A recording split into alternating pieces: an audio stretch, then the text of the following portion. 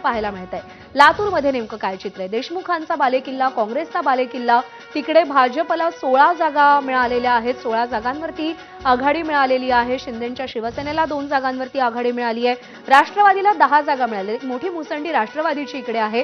काँग्रेसला 15 जागा मिळालेल्या आहेत।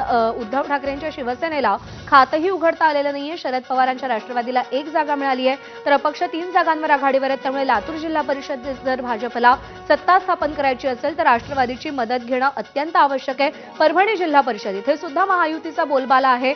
जरी महापालिकेमध्ये ठाकरेंना बहुमत असलं तरी सुद्धा परभणी जिल्हा परिषदेत भाजप सर्वात मोठा पक्ष ठरलाय। 17 जागांसह शिंदेंची शिवसेना 3 जागांसह आघाडीवर आहे, तर अजित पवारांची राष्ट्रवादी 6 जागांवर आघाडीवर आहे। काँग्रेस 4 जागांवर आघाडीवर आहे।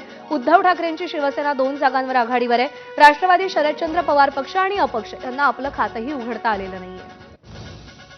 सांगलीमध्ये नेमकी काय परिस्थिती आहे? राष्ट्रवादीचे प्रदेशाध्यक्ष जयंत पाटील यांची प्रतिष्ठा पणाला लागली होती। भाजपला 19 जागा मिळतात, एकूण 61 जागा आहेत। शिवसेनेला 9 जागा इकडे मिळताना दिसतायत। अजित पवारांच्या राष्ट्रवादीला 5 जागा इकडे मिळताना दिसतायत, तर काँग्रेसला 9 जागा मिळताना आपल्याला दिसतायत। सांगली जिल्हा परिषद अशी जिल्हा परिषद जिथे ठाकरेंच्या सेनेला केवळ 1 जागा मिळालेली आहे आणि शरद पवारांच्या राष्ट्रवादीला 2 आकडी जागा मिळालेल्या आहेत। 10 जागा सांगली जिल्हा परिषदेत मिळाल्यात, तर अपक्षांना इकडे खातही उघडता आलेलं नाहीये।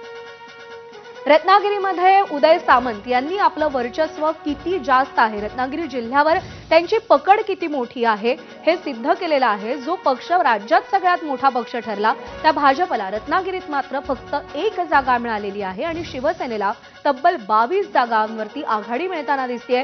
राष्ट्रवादीला 2 जागा मिळताना दिसतायत। काँग्रेसनं तर खातही उघडलेलं नाहीये।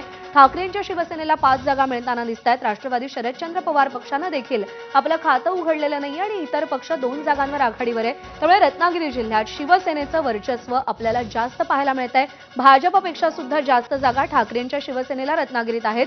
धाराशिवमध्ये शिवसेनेच्या आकांक्षा चौगुले विजयी झाल्यात। आकांक्षा चौगुले उमरगा पंचायत समितीच्या सभापती पदाच्या दावेदार आहेत।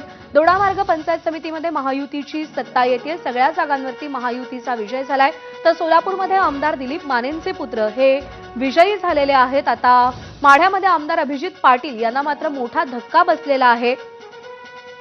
माढ्यात 7 पैकी भाजपला 6 जागा मिळाल्यात, तर शिवसेनेला 1 जागा मिळालेली आहे। त्यामुळे माढ्यामध्ये देखील भाजपनं आपली सत्ता बळकट केलेली आहे। साताऱ्यामध्ये मंत्री जयकुमार गोरे यांना मोठा फटका बसलाय। जयकुमार गोरेंचे बंधू अरुण गोरेंचा माण तालुक्यात पराभव झालाय। धाराशिवमध्ये शिवसेनेच्या आकांक्षा चौगुले या विजयी झालेल्या आहेत।